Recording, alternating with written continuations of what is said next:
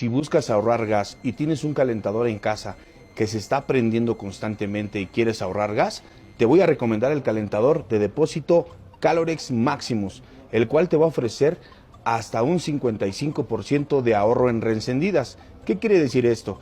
Que tu calentador o toda la categoría de equipos de depósito Calorex cuentan con un recubrimiento Green Foam, el cual es un aislante térmico que te va a ayudar a que el agua se conserve por más tiempo caliente. ¿Qué quiere decir esto? Que si tu equipo se prendía 4 o 5 veces al día, ahora se prenderá solamente 2 veces al día. Recuerda que con Calorex un buen baño te cambia el día.